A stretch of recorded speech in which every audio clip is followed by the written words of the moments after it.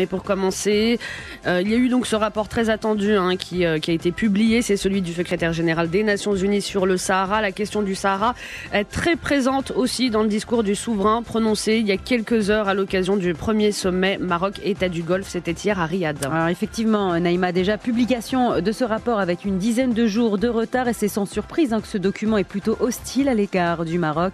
Ben Ki-moon qui a demandé entre autres à ce que les activités de la MINURSO soient rétablies, estimant que les expulsions décidées par Rabat pourraient être exploitées par des éléments radicaux, terroristes, et ainsi menacer la stabilité de la région. Et autre fait marquant ces dernières heures sur ce dossier, vous l'avez dit Naïma, le roi Mohamed VI s'est exprimé sur ce dossier depuis Riyad, le souverain qui a taclé Ben Ki-moon, ajoutant que cette fois-ci la situation était grave et inédite dans l'histoire de ce conflit artificiel. Voilà, on commence tout de suite avec votre papier Naïma. Les matins luxe. Luxe Radio. Ban Ki-moon revanchard, un rapport partial, manipulateur, hostile. Les adjectifs n'ont pas manqué à nos médias pour qualifier la dernière réponse du secrétaire général des Nations Unies dans son rapport annuel sur le Sahara. Soumis le 18 avril au Conseil de sécurité, Ban Ki-moon demande notamment à ce que les activités de la MINURSO soient rétablies. Un rapport dans lequel il fait de nouveaux preuves de déchaînement verbal contre le Maroc et visiblement continue d'en faire une affaire personnelle. Ainsi, et selon des experts de la question, le diplomate s'est départi de sa neutralité et de son objectivité dans le conflit artificiel autour du Sahara en s'alignant d'une manière flagrante sur la thèse de l'Algérie et du Polisario, un rapport plus que biaisé, agressif même à l'encontre de la position marocaine. Et cette fois-ci, la situation est grave et inédite dans l'histoire de ce conflit artificiel suscité autour de la marocanité du Sahara, de l'aveu même du souverain qui s'est exprimé, on vous le disait, il y a quelques heures à l'occasion du premier sommet Maroc-État du Golfe à Riyad, la question du Sahara qui était très fortement présente dans ce discours. Une première sortie publique dans laquelle est évoquée la crise du Maroc avec Ban Ki-moon. Le roi Mohamed VI évoque notamment des plans d'agression attentatoires à la stabilité du monde arabe, je cite. Il tente, selon les conjonctures, soit de délégitimer la présence du Maroc dans son Sahara, soit d'appuyer l'option de l'indépendance et la thèse séparatiste, ou encore d'affaiblir l'initiative d'autonomie dont la communauté internationale atteste le sérieux et la crédibilité. C'est ce que le souverain a expliqué au chef des monarchies du Conseil de coopération du Golfe. Le souverain qui a précisé que les manigances contre l'intégrité territoriale du Maroc atteignent leur pic toujours en cette période, le mois d'avril, qui coïncide avec les réunions du Conseil de sécurité sur l'affaire du Sahara et qui est devenu un épouvantail qu'on agite à la face du Maroc et parfois un moyen de pression ou d'extorsion. Il a aussi souligné que Ban Ki-moon menait une guerre par procuration, qu'il était instrumentalisé pour essayer de porter atteinte aux droits historiques et légitimes du Maroc concernant son Sahara, comme en témoignent les déclarations partiales du responsable onusien et ses agissements inacceptables afférents au Sahara marocain. À noter que le Conseil de sécurité doit se prononcer sur ce rapport fin avril. L'actualité en débat, 7h30, 10h, les matins luxe. 7h45, bon réveil à toutes et à tous. C'est Ben Ki-moon qui vient de rendre public son rapport sur le Sahara marocain. Et comme attendu, ce document se veut à la fois partial et hostile à l'égard du Maroc. Le roi Mohamed VI n'a pas manqué de réagir depuis la capitale saoudienne Riyad il y a quelques heures. Alors Aziz Bousta, une première sortie publique à propos de cette brouille entre le Maroc et Ben Ki-moon de la part du souverain, qui a choisi une tribune particulière, c'est celle du sommet Maroc-État du Golfe. Que peut-on dire de ce discours ? Eh bien, écoutez, pour revenir sur le discours, sur le rapport, déjà avant de parler du discours du roi, on aurait dû, comme vous l'avez dit, comme tout le monde le dit, nous y attendre, vu le climat de tension qui règne entre le Maroc, et pas l'ONU, mais entre le Maroc et le secrétariat général, qui est une instance à part, qui n'est pas le Conseil de sécurité. On aurait dû nous attendre à ça. Ban Ki-moon n'a fait que ce qu'on lui a demandé quelque part de faire. Quand on lit ce rapport, on voit qu'il parle de choses que le Maroc n'accepte pas. Ce qui avait créé le problème, c'était le terme occupation. Et là, il parle du référendum pour l'autodétermination. Il cite aussi abondamment Mohamed Abdelaziz, le président de la RAST. Il ne parle pas trop du Maroc. Il cite Ce qui est assez curieux, le congrès du Polisario qui a été organisé, ce qui est assez curieux encore une fois pour un secrétaire général et pour un rapport dans lequel il est censé être impartial. Il évoque les courriers adressés par le Maroc sur les droits de l'homme, où le Maroc expose sa politique des droits de l'homme, mais il y accole aussi les lettres que lui a envoyées Mohamed Abdelaziz. Et en disant tout ça, il montre finalement sa méconnaissance de cette affaire. C'est comme quand il agite l'épouvantail du terrorisme en disant que il faut absolument reprendre les fonctions de la MINURSO, sinon ça pourrait ouvrir la voie à plus de terrorisme dans la région, oubliant que en matière de terrorisme, le Maroc a plutôt une expertise que tout le monde lui reconnaît et qu'il est le seul à avoir cette expertise dans la région et même un peu au-dessus de cette région. Et donc voilà, on aurait dû s'attendre à ça, mais l'hostilité remonte à il y a longtemps, déjà depuis 2012, avec son envoyé personnel, Christopher Ross, que le Maroc avait demandé de remplacer. Ça avait été refusé par Ban Ki-moon. Et puis aussi autre chose qu'on ne connaît pas souvent, dont on n'a pas souvent parlé, c'est que pourquoi Ban Ki-moon n'est pas venu au Maroc quand il a fait sa fameuse tournée il y a un mois ou un mois et demi dans la région. C'est parce qu'il devait venir déjà 2 fois et qu'à 2 fois il a reporté sa visite. Et le jour où il avait décidé de venir, c'était comme par hasard la période où il devait venir, c'était la période où le roi n'était pas présent au Maroc. Et donc tout ça ne crée pas un climat très propice à la négociation. Alors, on remarquera un silence plutôt spectaculaire de la diplomatie marocaine parce que ce rapport a fuité depuis déjà 3-4 jours et on en connaît les grandes lignes depuis 3-4 jours et la diplomatie marocaine ne dit rien. Maintenant, on comprend pourquoi, parce que c'était au roi qui, donc, le patron de la diplomatie, comme dans tous les pays du monde, qui devait répondre et il a répondu. Il a répondu dans une instance qui est assez particulière parce que c'est le premier sommet qui est organisé entre le Maroc et le Conseil de coopération du Golfe qui regroupe, comme chacun sait, les 6 pays de la péninsule arabique où il est avec des amis, il est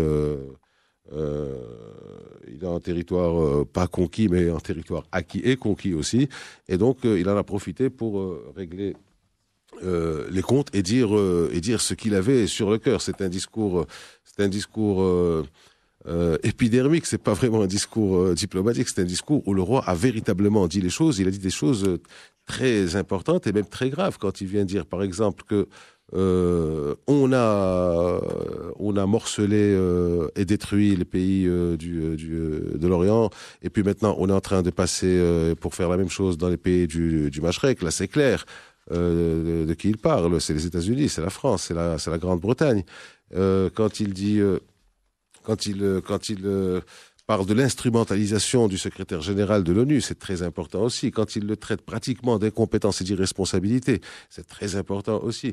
Et ça, il ne s'adressait pas à ses interlocuteurs directement parce qu'ils sont encore une fois acquis à la cause du Maroc et ils n'ont pas d'excellentes relations avec les Algériens qui sont nos adversaires dans cette histoire. C'est pas le Polisario. Le Polisario, c'est pas grand chose comme chacun sait. Donc là, il parlait au monde et il disait ce qu'il pensait au monde. Et donc, c'était une réponse donc à ce rapport du secrétaire général de l'ONU qui crée un embarras, comme vous l'avez dit, ou plutôt contrairement à ce que vous avez dit, Naïma, c'est pas uniquement les médias marocains qui s'enflamment et qui s'emballent là-dessus. Il y a une sérieuse gêne et un sérieux embarras au niveau du Conseil de sécurité de l'ONU qui est bien sûr avec ses 15 membres, dont une partie est acquise à notre cause et une autre partie qui ne l'est pas vraiment.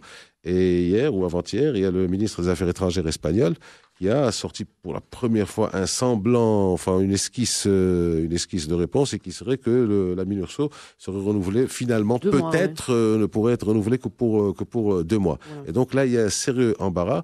Quand on dit membre du Conseil, quand on dit le Conseil de sécurité, on parle pas des 15 membres, on sait bien. Il y en a 5 qui décident.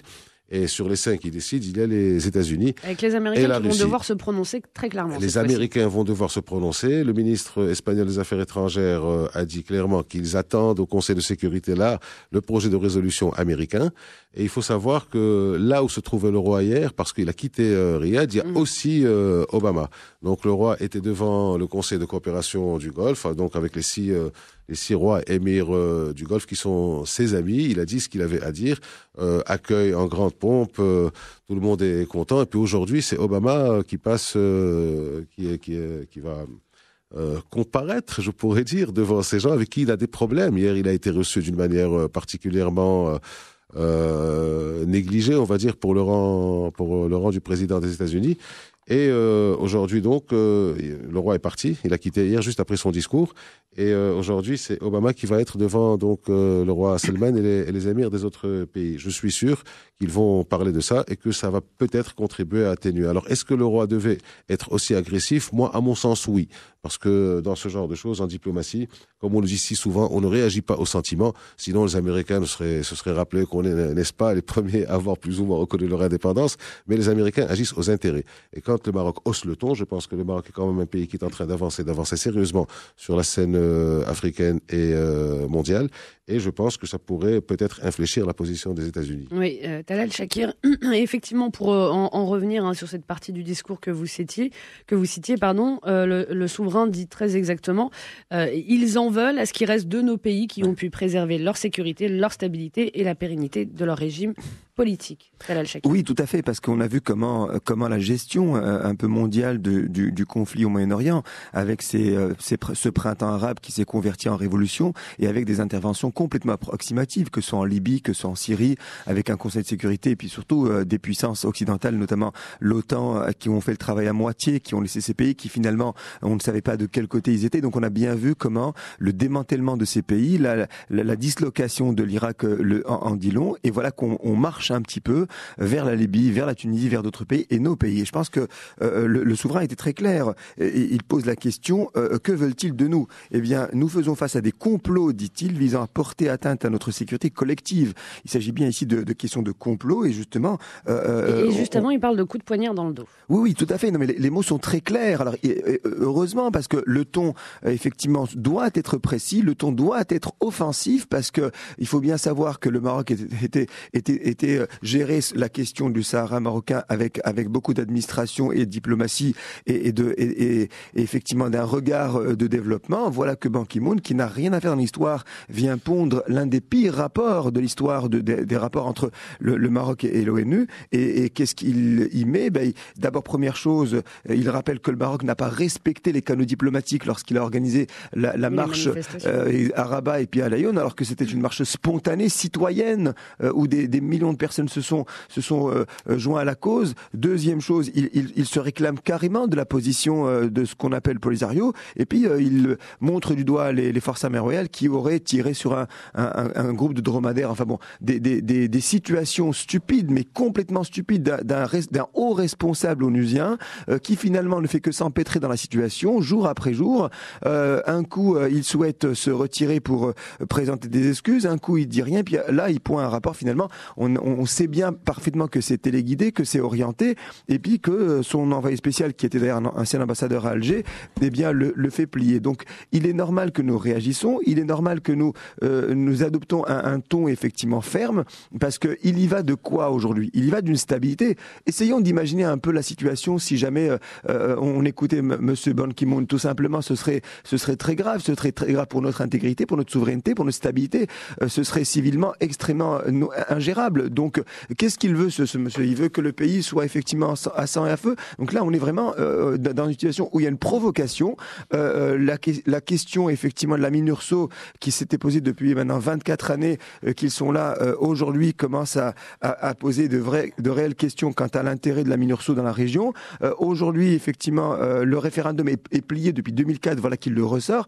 Donc on est sur un retour en arrière véritable. C'est une position très hostile, et il me semble qu'il faudra vraiment mobiliser les grandes capitales pour trancher ce qui va venir les heures qui suivent, qui vont certainement discuter de la position, en tout cas du Conseil de sécurité, de ces décisions, vont être cruciales pour connaître et savoir qui effectivement de ces pays est avec la cause marocaine et qui effectivement ne l'est pas, parce que justement le souverain a rappelé que certaines puissances sont clairement pour notre cause, à savoir la France, États-Unis, en tout cas Espagne, gouvernement compris, avec le Gabon, le Sénégal, certains pays africains, mais que d'autres pays devraient clarifier leur position.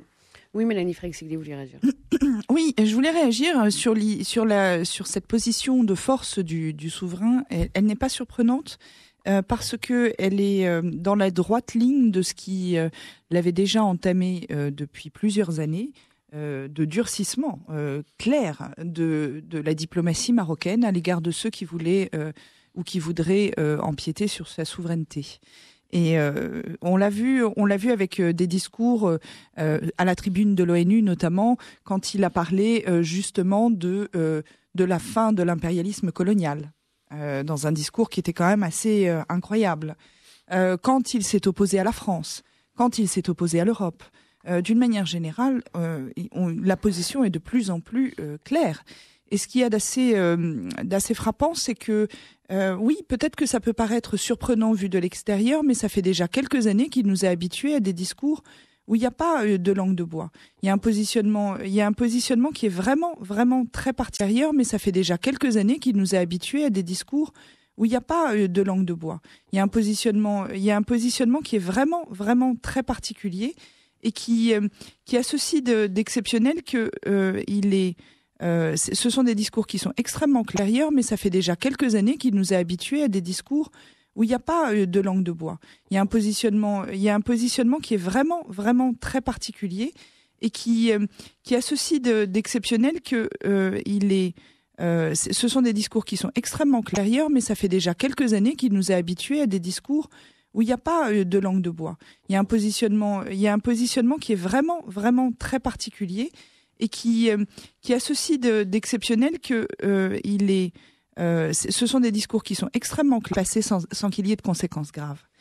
Et ça, c'est un jeu qui est soit extrêmement dangereux quand on n'en a pas les moyens, soit extrêmement brillant quand on veut s'imposer et qu'on en a les moyens. Et je pense qu'on est dans la seconde position.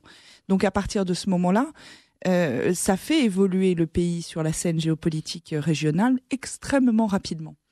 Et on en revient du coup à cette utopie auquel je crois moi personnellement, à cette idée auquel je crois personnellement, que si les attaques sont d'autant plus virulentes sur cette question de l'intégrité du territoire, c'est parce que au vu actuel de la situation de sécuritaire, politique et autres, on n'a jamais eu autant de chances de se rapprocher d'une reconnaissance réelle de l'intégrité territoriale du Sahara marocain. Alors, Driss Jaidan, pour continuer sur le discours du souverain, le roi Mohamed VI a expliqué également hier, et là je cite, « Après avoir morcelé et détruit nombre de pays du Machrek arabe, les voilà qui s'en prennent aujourd'hui à son flanc occidental. Le dernier en date concerne les manœuvres orchestrées contre l'intégrité territoriale de votre deuxième pays, le Maroc. » Quels sont clairement aujourd'hui les ennemis du Maroc ? Ce que disent ces paroles qui sont finalement assez rares dans la bouche d'un chef d'État, c'est qu'au fond, il raconte l'histoire depuis le démantèlement de l'Empire ottoman jusqu'à la création de ces États qui sont des créations anglo, franco, germano, pas américaines. L'Amérique, c'est un autre problème. Et que dit-il au fond ?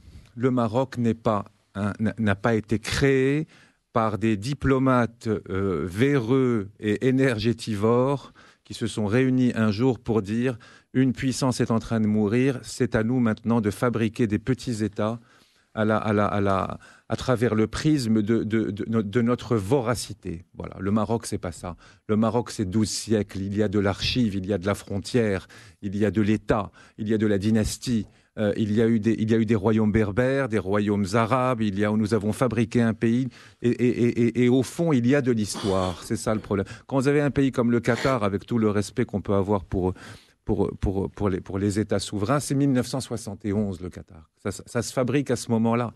Ces pays sont des pays légaux, fabriqués parce que dessinés par les compagnies pétrolières. Le Maroc n'a pas été dessiné par les compagnies pétrolières.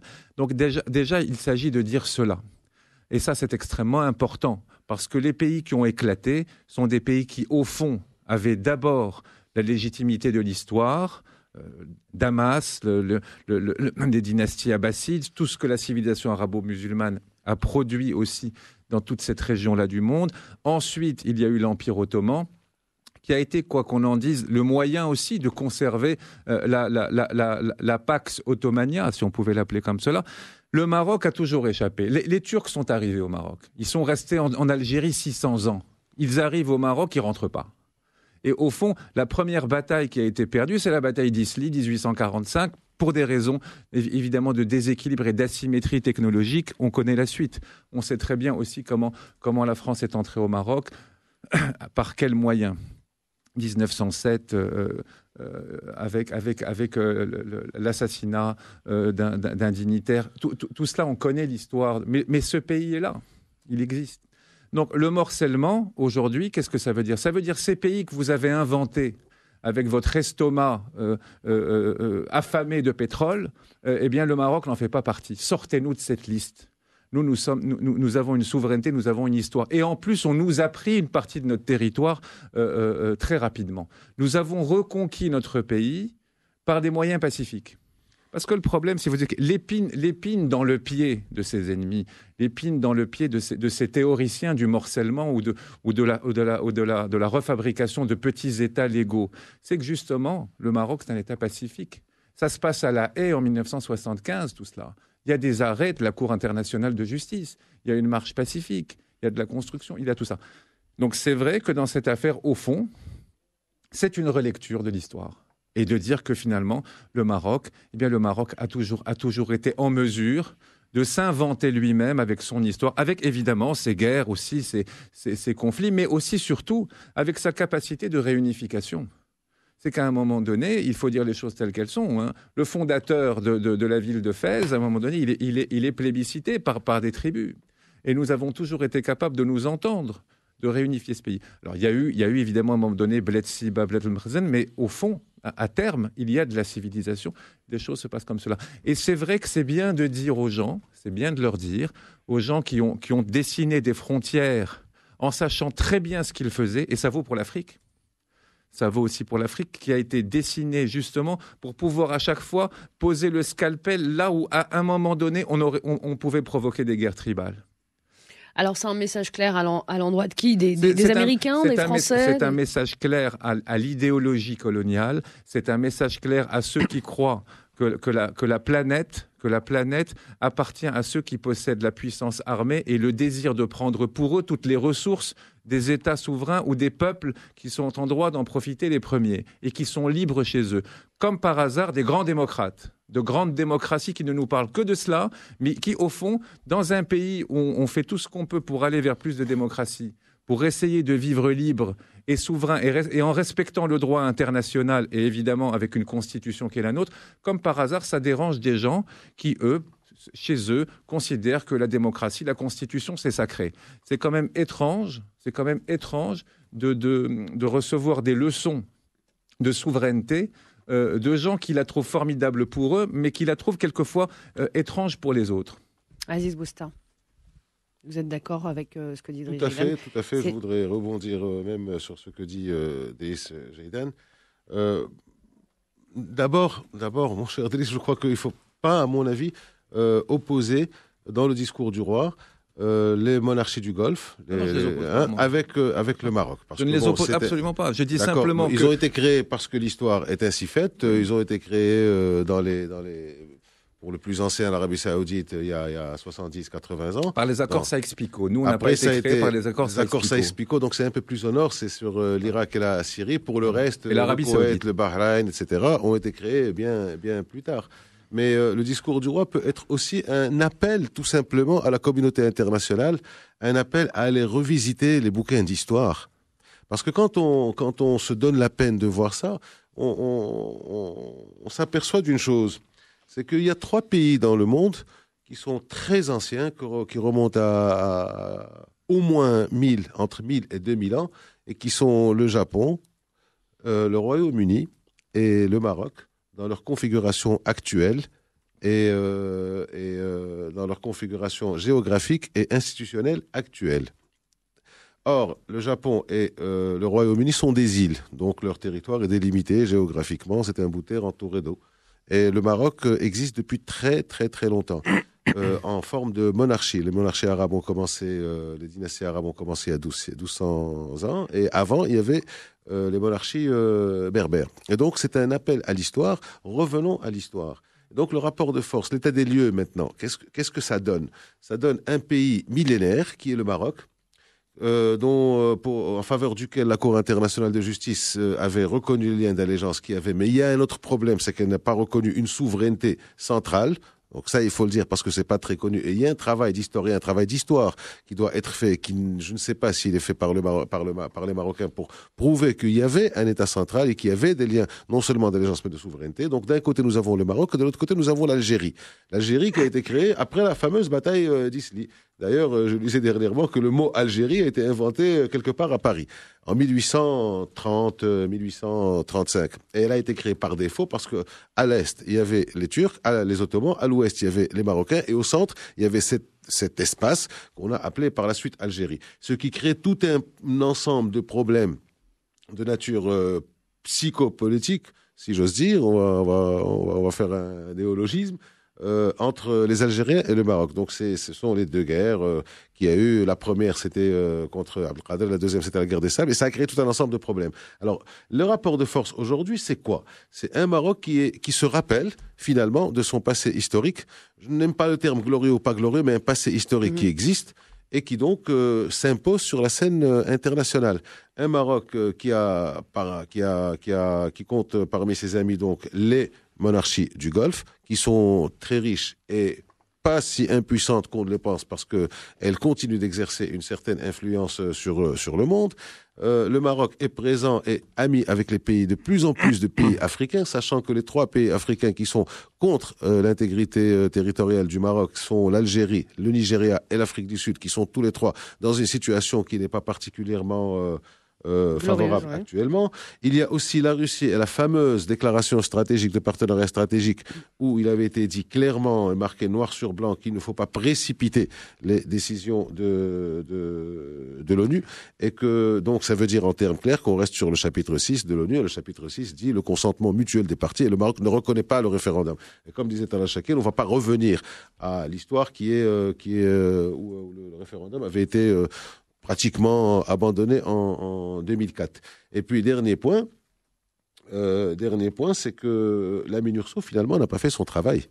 La MINURSO était là pour le référendum et pour le cessez-le-feu. Donc, elle a veillé au cessez-le-feu, mais le cessez-le-feu s'imposait de lui-même puisqu'il y a un mur de protection. Et le référendum implique un recensement.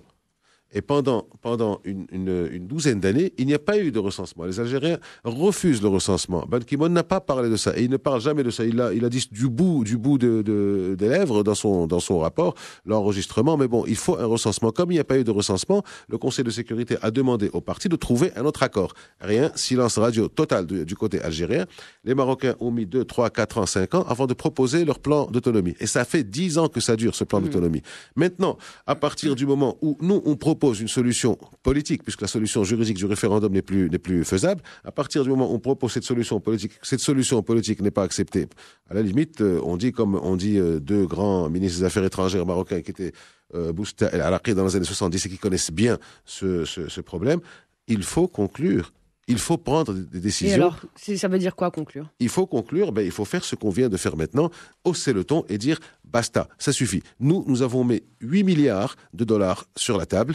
Nous allons développer cette région. Nous avons déjà commencé depuis longtemps, mais là, on repart d'un nouveau pied.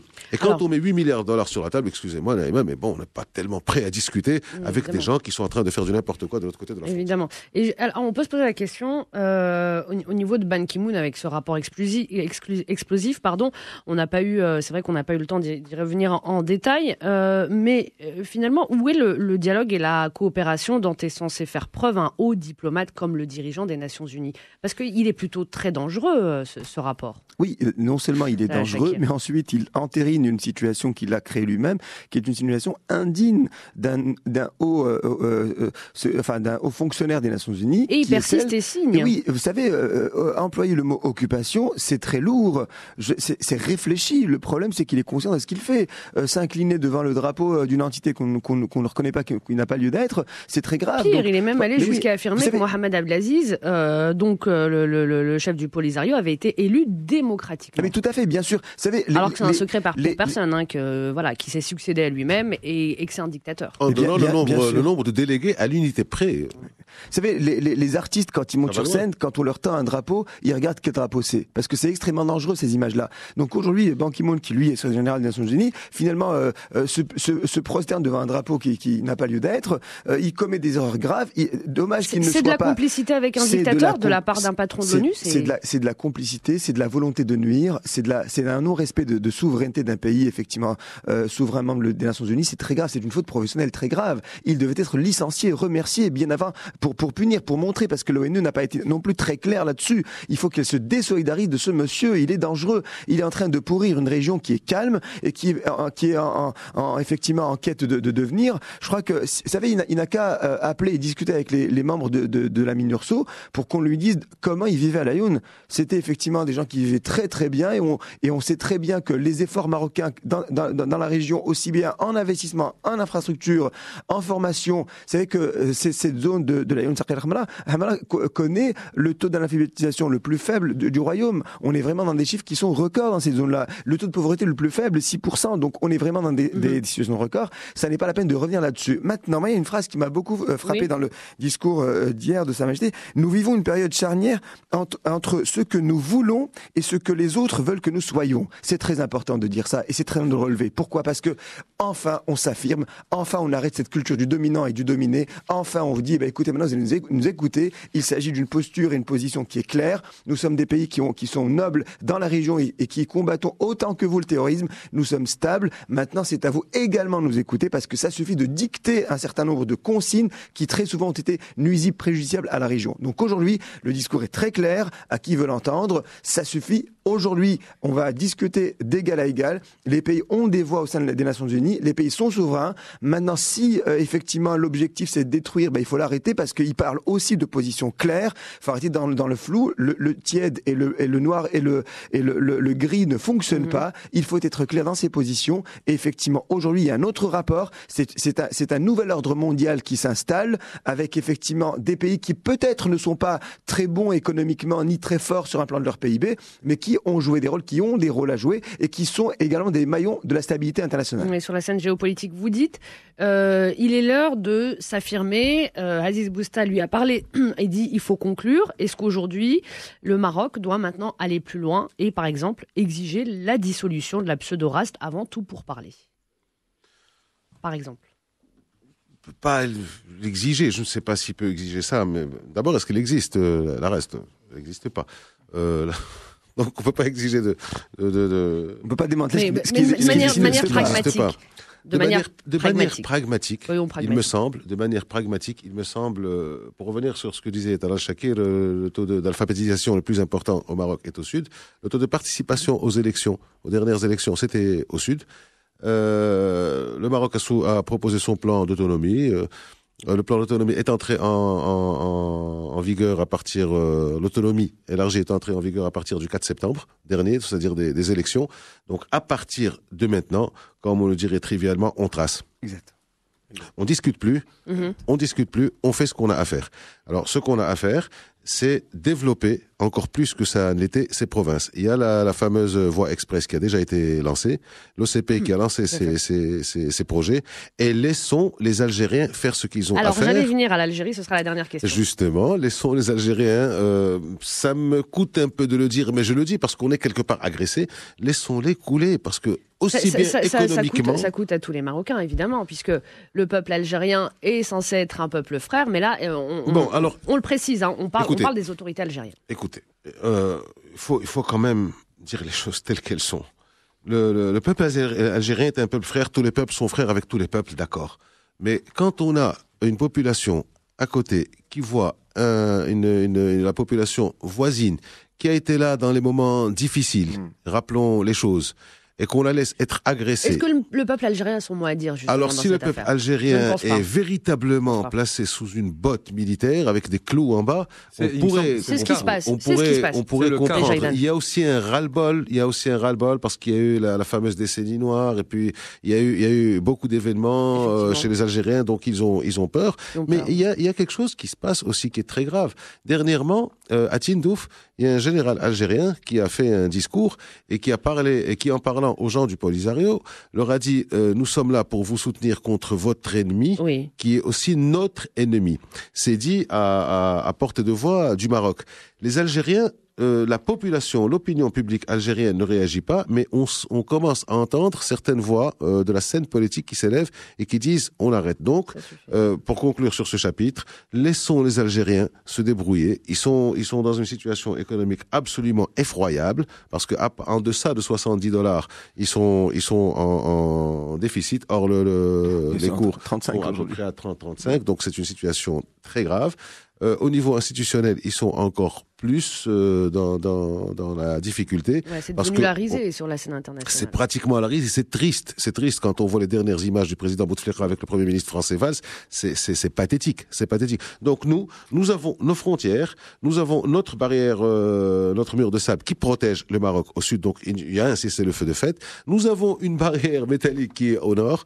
Et donc nous faisons ce que nous avons à faire chez nous, et on laisse les autres faire ce qu'ils ont. Au niveau de l'ONU, ils n'ont qu'à comprendre ça. Alors, Driss Jaidan, le voisin algérien qui continue quelque part son travail de sape, quelle attitude aujourd'hui le Maroc doit-il avoir avec l'Algérie ?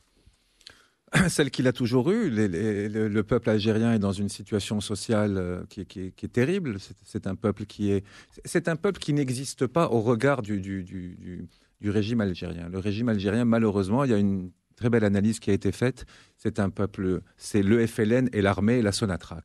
Voilà. En gros, cette espèce de triangle n'est pas capable de traiter la question sociale, la question de l'emploi, la question culturelle. Il faut leur souhaiter à ce peuple de gens qui sont finalement comme tous les autres. Il y a des jeunes qui cherchent de l'emploi, il y a des gens qui ont envie de s'exprimer, ils veulent vivre décemment. Il faut leur souhaiter de pouvoir enfin avoir le régime qu'ils méritent. Et de ce point de vue-là, ils ne l'ont pas.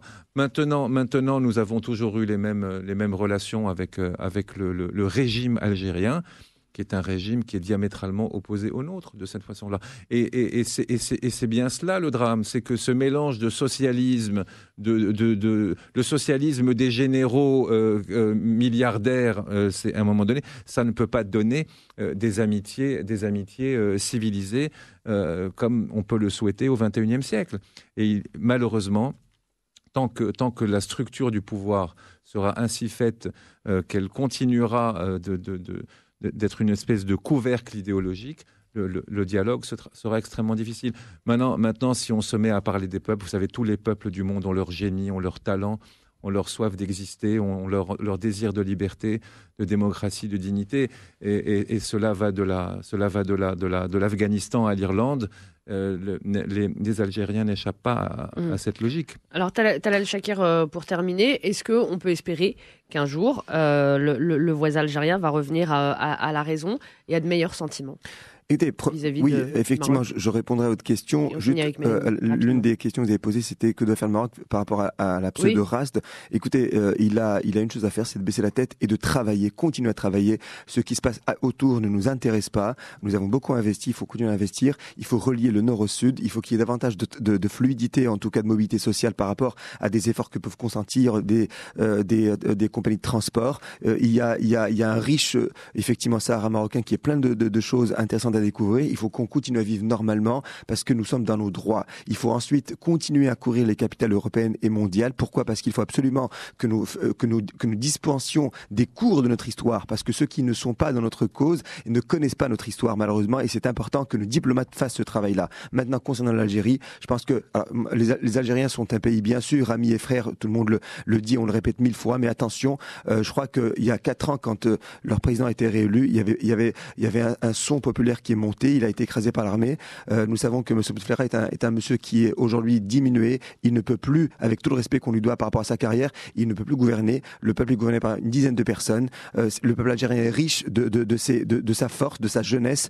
Et si il comprenait que donner la main aux Marocains, c'était aussi retrouver un chemin de croissance, une diversification, une diversité économique, une ramification de ses choix, en tout cas en termes d'investissement, c'est un accord qui pourrait donner à la région presque 2-3 points de croissance. Il faut absolument, et tous les peuples l'ont dit, savoir choisir ses gouvernants quelque part, parce qu'il me semble que cette passivité algérienne va leur coûter. Vous savez, aujourd'hui, qui est en train de créer la zizanie, comme le rappelle le roi dans son discours? Eh bien, ce sont les dirigeants algériens. Ces gens-là sont capables de prendre leur valise et de partir ailleurs et de laisser couler le peuple.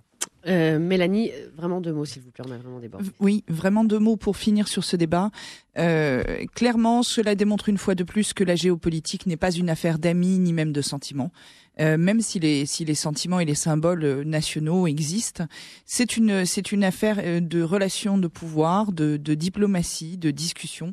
Et à ce titre, l'ONU n'est pas l'organisme d'une utopie de l'accord entre les peuples tel qu'on a voulu le créer, parce que il a été créé en vérité sur un équilibre qui est déséquilibré aujourd'hui, et donc il ne peut pas poursuivre cette mission.